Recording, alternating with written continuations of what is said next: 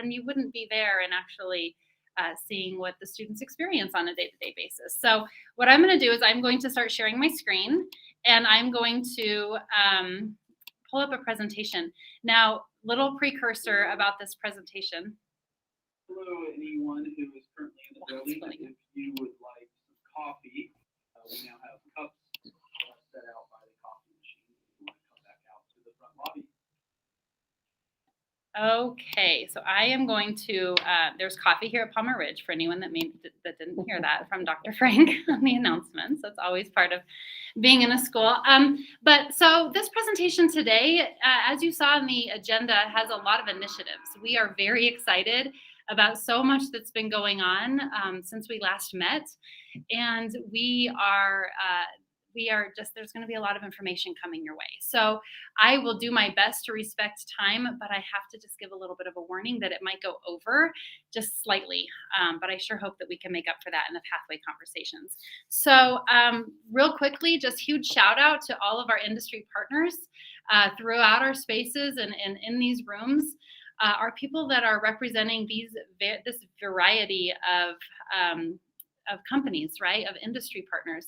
And so some of them may not be here today, but they may have been involved in supporting our students through work-based learning and coming in for a job shadow or something of that sort. So just huge shout out to all of our partners. We're so blessed to have you and to have you come and join us and to speak into our classrooms as you do twice a year and maybe even more. And especially, I know that's happening in a lot of our pathways. I'll also take this moment just to say that if you have friends or coworkers, or if you have family members who maybe aren't on here and you feel would like to be part of this conversation, we always welcome new voices and people. So we'd like to see this expand. What that might mean is 2 slides or that the icons get smaller, but boy, we sure can make room for that. So please share the news about these advisory meetings with your people.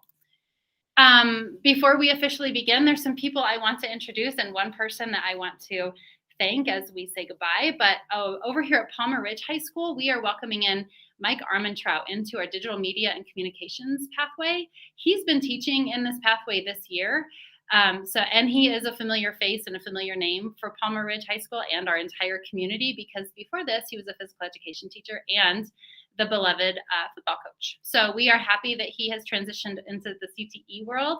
He's been doing a great job with PRTV and all of the ins and outs of teaching digital media and communication. So welcome, Mike. Brady Hansen, I don't think he's with us today because I think he's at FBLA, which happens.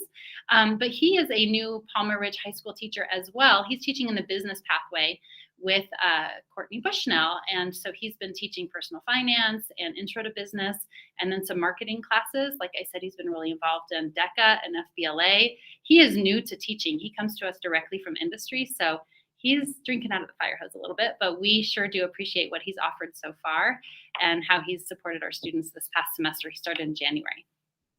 Also starting in January is the gentleman by the name of Dwight Mulberry.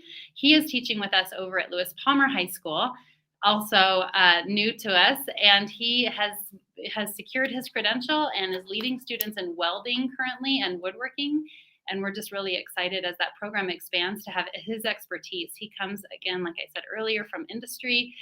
He has been a home builder, and he is imparting so much knowledge onto our students, not only directly, but also through mentoring some of our other construction teachers, because he has just a wealth of knowledge to share and is always eager and willing to do so. So welcome to Dwight. And then you see business teacher question mark. That's because we will eventually be welcoming on a new business teacher over at Lewis Palmer High School.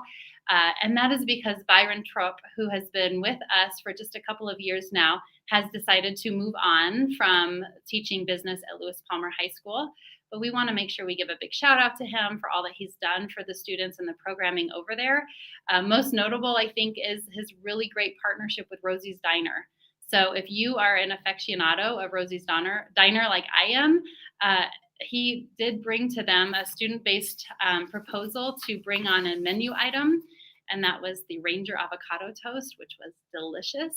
And that partnership continues to thrive as he brings them back in and allows students to present to them, and they give just authentic feedback. So we are very thankful for Byron and for the work he's done here. We wish him all of the best. And hey, Jess, before you keep going, Byron just wanted to jump in and say something. So Yes, Rosie's, Byron, please. The next round of the competition with Rosie starts next weekend. It's the Battle of the Burgers between two classes. It'll start Friday through the weekend, and then the following week, they've got a mac and cheese burger and a Ranger melt. So kind of a patty melt with bacon and queso. So that'll be next weekend and a week after. That sounds delicious. Thanks, Byron, for sharing that. As I was just about to say, if you have someone in your life who feels like they would like to teach business at Lewis Palmer High School, it is a current posting that's up, and we're looking for another teacher. Big shoes to fill from Byron, but we're always looking to expand in that direction as well. Other introductions come by means of people who have been in this district for quite some time, but they are taking on a new role. And that is because last year we were selected as a school to be awarded the School Counselor Core Grant. And what that means is that we wrote an application for a grant that will secure us 3 school counselors, one at each of the secondary sites, as you can see on the screen there, to really help lead and guide the work in post-secondary planning.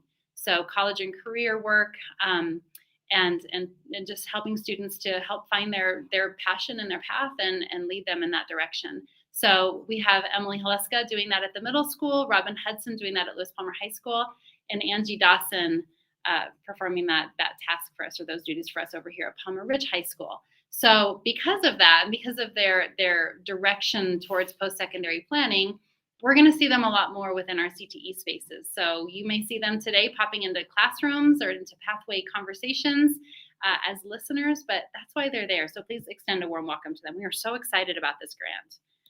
And speaking about this grant, here is some of the work that it entails. So we are able to fund their positions starting next year. So starting in the 23-24 school year. And then so long as we keep up with the goals and the requirements of the grant, we will have funding for them for 3 consecutive years, again, starting next year. This initial year was something that was called a needs assessment that we needed to conduct within our schools and within our environment to make sure that what we are seeking to do with the grant is in alignment with what needs to be done in our schools. And so that's really guiding a lot of the work that we're doing. So our needs assessment, you'll see there, and like with number 1, we went out and surveyed students, staff, and family, and we're really gathering their perceptions of our ICAP process. And ICAP stands for Individual Career and Academic Plan, and really just how we are doing with supporting students with post-secondary ambitions. So that there was a lot of data that we collected from that needs assessment piece. We then launched into a process called an environmental scan, where we looked at both micro and macro levels, looking at our counseling staff experience and education, and then also student school performance data. We looked at all sorts of information to really kind of understand better what's happening within our schools and within our environment. And then those two together, as you can imagine, we have quite the amount of information from both of those pieces of surveys.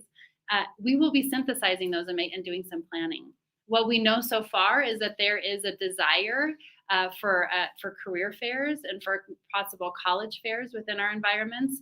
We also know that we can do better as far as promoting trades and skills within our school district, and also to speak to students into their lives as far as students that may not be in pursuit of a 4-year degree after high school. So a lot of work to still be done. That's going to include setting some program goals and also creating job descriptions. And we look for that work to officially begin next year. So we're very excited about that School Counselor Core Grant.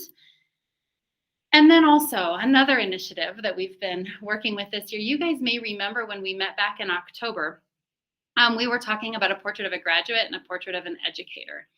Upon doing so, if you remember, that's really the desired state is to have a set of competencies that are cognitive, personal, and interpersonal that are going to help guide our work to preparing students for life after high school, and then also a set of postures that our educators need to help to develop those.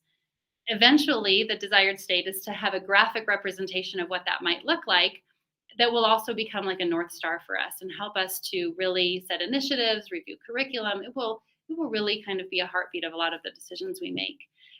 So it is a collaborative process. It was built up by lots of different pieces of input that we collected from a lot of different stakeholders. And if you remember, you were some of them if you were here in October, where we led a listening session together. And so this is just some of the timeline we've been under. We listened a lot to students. We listened to our elementary and secondary families and community, our Spanish-speaking community, our CTE and industry partners, the Board of Education, all of our staff. And again, we had a whole lot of data to look at and review. This was some of the data that came in, some of the responses. While we did ask questions that were in a similar vein, they were different per our stakeholders. So we might have asked a student, what does success look like after high school? And if you remember, we asked you, what's a skill that you would like for a student to have if you were to hire them? So we had a whole lot of data to look at, 600 data points in all. So we had 600 data points for the portrait of a graduate, and then 600 data points for a portrait of an educator. So with all of that, we then assembled a committee that consisted of students and staff and parents, and we looked at the data that we had and we themed it. And then we also got together and put some prototypes together. So not only was it important for us to find the themes that arose from all of that data, but also to consider some of the elements of the graphic. So things that spoke loudly to us were the Palmer Lake Star was kind of a beacon for us, and the outdoors nature of our community here. So we arrived at these as the postures for the portrait of a graduate. And I'm going to speak a little bit slower now so you can just kind of comb through those just a little bit. We also ran these through these were the themes that arose from that theming process. But then what we did is we also took them back to the committee that had met, to some different entities within our school district. And then we also reached out to some students, some alumni, to see if we landed in the correct place. So I'd like to, just for a minute, if you could humor me, share what some of the alumni said directly about these postures and if they feel that they were relevant to them as they're engaging in their life after high school. So here's our first one. I have 3 for you. Where are you? Oh, no. Oh. Hey, this is Addie Hayworth. Y'all might remember me from the first stages of Portrait of a Graduate. I was honored to work alongside of Jess and Olivia to get this project started. I'm currently a freshman at Grand Canyon University in Phoenix, Arizona. I'm studying graphic design and advertising with a minor in marketing. The cool thing about this project is when I started, I was a student at D38, and I got to research and interview people to figure out what characteristics really described a graduate. And now that I am a graduate, Jess has asked me to speak on those characteristics and just explain how they've shown up in my life today. Navigator is definitely something that I see showing up in my daily life. Being able to enter a classroom both confident and courageous, or talking to a professor, is something that definitely gets you ahead in college and something that's really a key to being successful. Problem solving is a huge thing within graphic design. I always say that I love graphic design because it gets to combine the creative and analytical part of my brain, and that is exactly what you need to be a problem solver. And D38 definitely developed that for me by giving me the proper classes that I needed to really start developing my graphic design skills and working through those problems at an early stage. Being a connector is definitely something that is super important when trying to build a community in a new state. I have seen the attributes of caring, empathetic, considerate, and authentic ones that have shown up time and time again when creating lifelong friends through college. Communicating is a huge part of my life today. Being able to express myself to both peers and professors has definitely put me ahead. Finally, being a contributor was key to me finding a job after high school. Being engaging and productive was something that employers were looking for and ultimately landed the jobs that I currently have. D38 has definitely planted each one of these characteristics into my life. It's prepared me for both my academic and my social success at college. It has been an honor to be a part of this program since the beginning, and it's been so cool to watch it grow even after I've graduated. Thank you for letting me speak in front of y'all yet again. Lopes up. And so the reason she said yet again was this student actually helped us last year when we were working on this. She did a whole lot of work for us, and she was really passionate about this. It was so great to hear from her how it's fitting into her life. Here's another one. Let me see if I can. Hi, My name is Elena Phillips, and I graduated from Lewis Palmer High School in December of 2021. And after high school, I decided to go for a gap year and take some time to travel. So right now, I am actually talking to you from Chiang Mai, Thailand. I was asked to talk a little bit about the portrait of a graduate and how the characteristics and postures in that apply to my life today.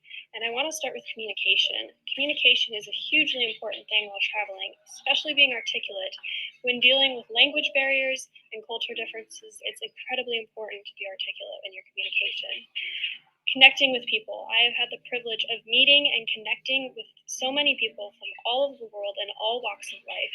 And it is very, very important to be considerate and authentic when connecting with them and communicating with them. And I've truly met some really amazing people whom I think will be friends for life. And they are also incredibly considerate and authentic people. And lastly, navigating. I especially love the definition of a navigator here. Courageous, thoughtful, agile, confident.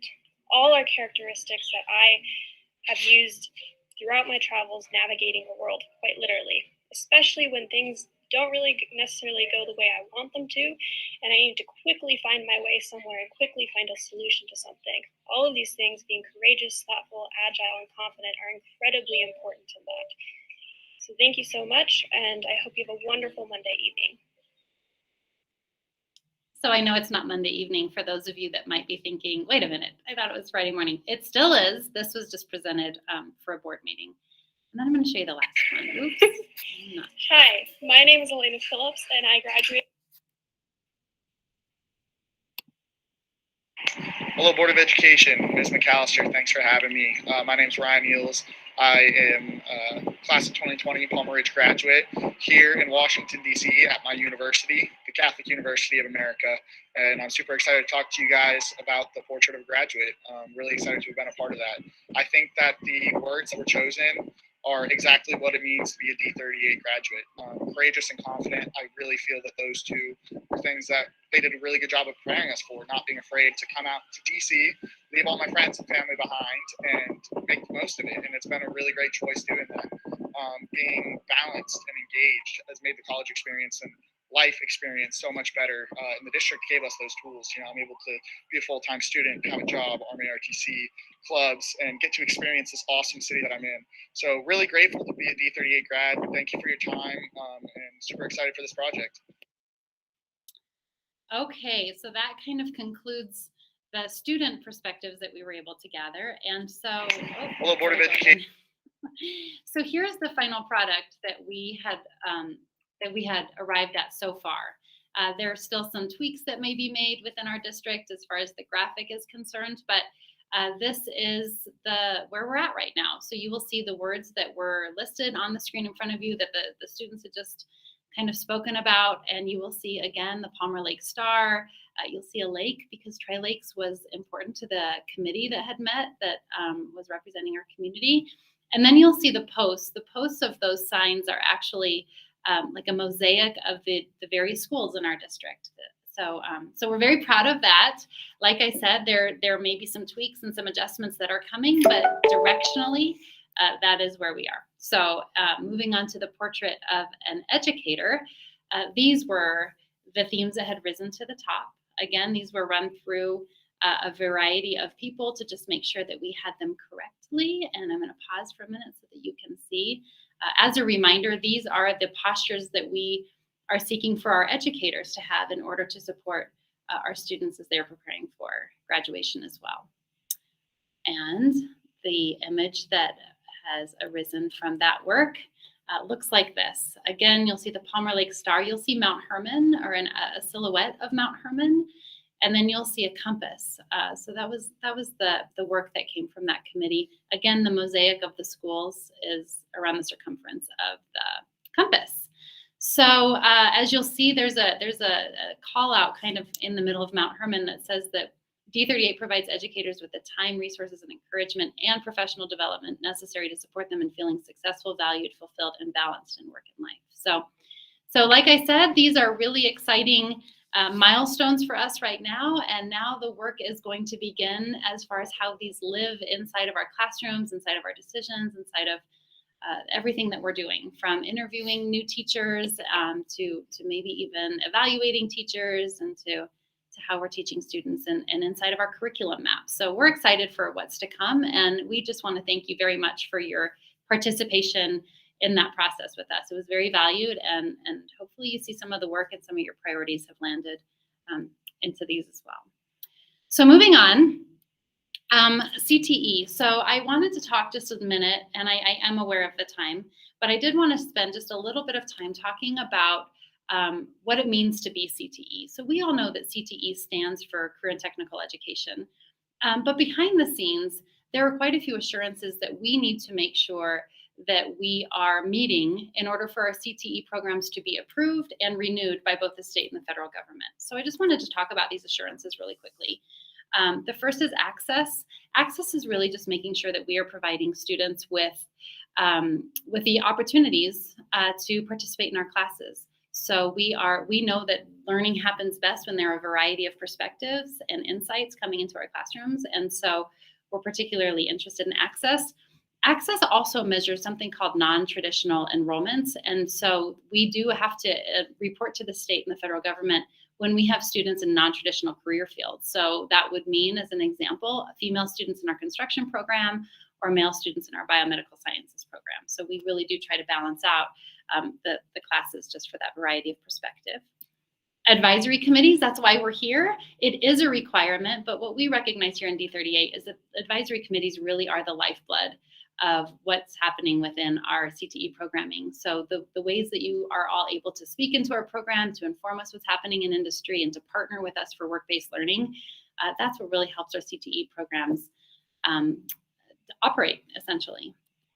Articulation is another requirement that we are under, and so this is where we are able to provide students with college credit for the classes that they're in. A very solid example of articulation is that all of our Project Lead the Way classes are articulated with UCCS.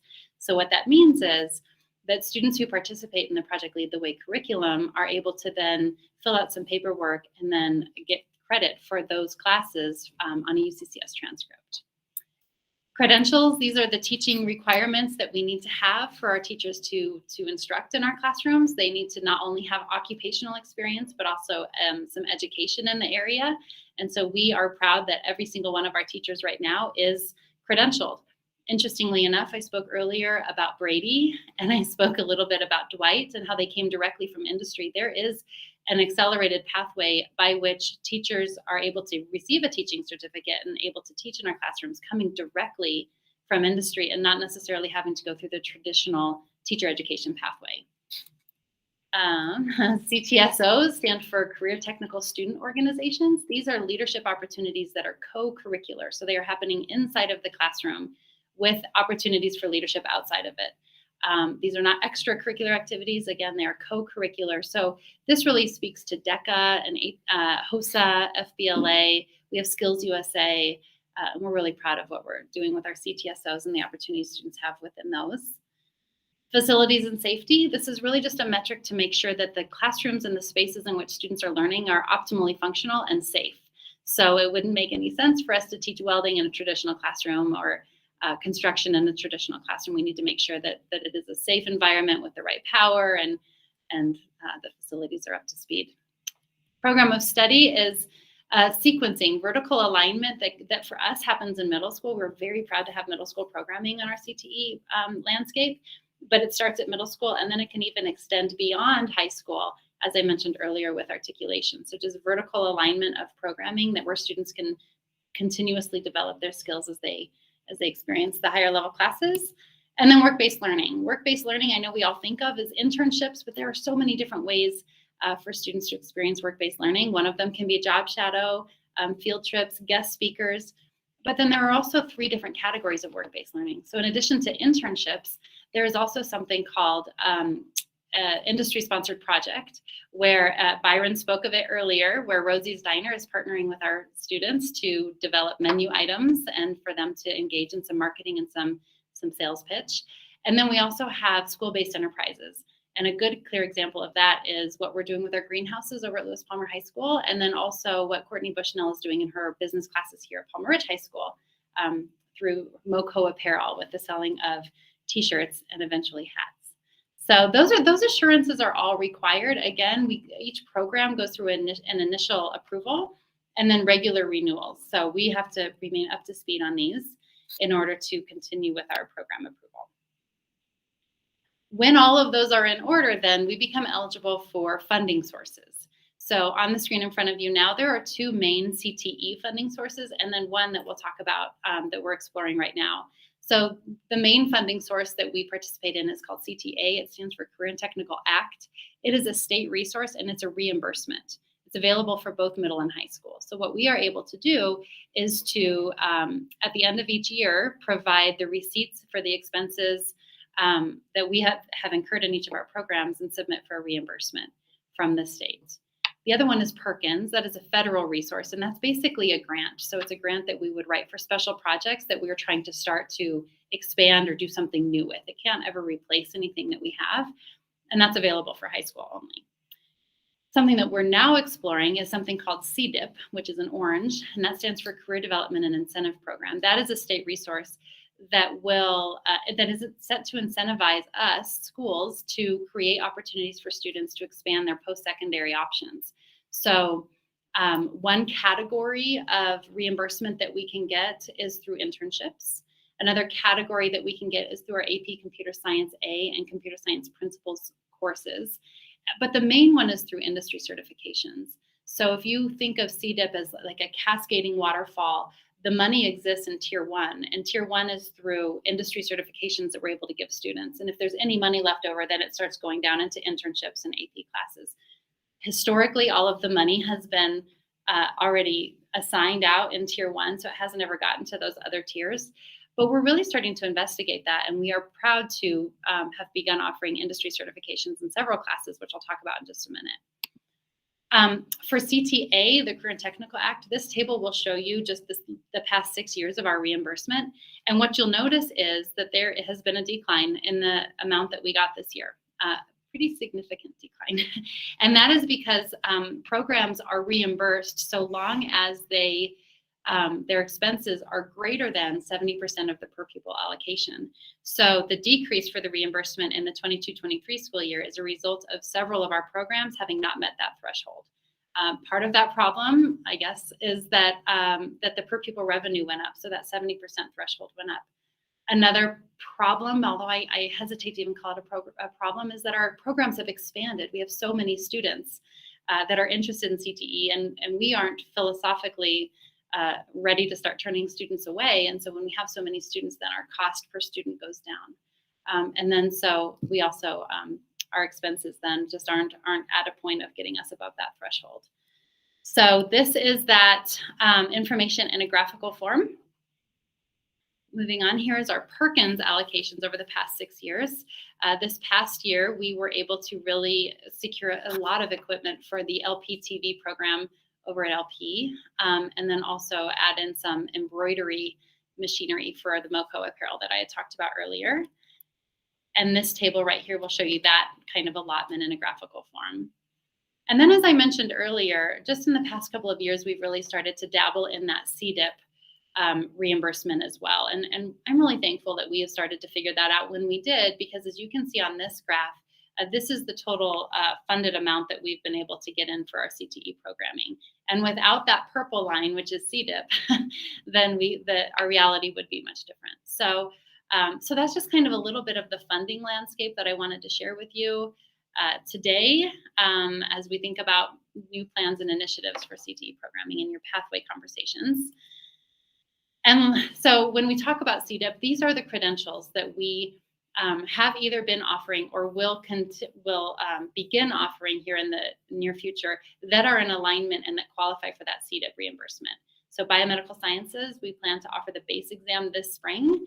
The entrepreneurship and small business credential, we're planning to offer that this spring. We have already been offering the PACT Core and the PACT Core Technology credentials over at Lewis Palmer High School. We'll do that at Palmer Ridge this spring.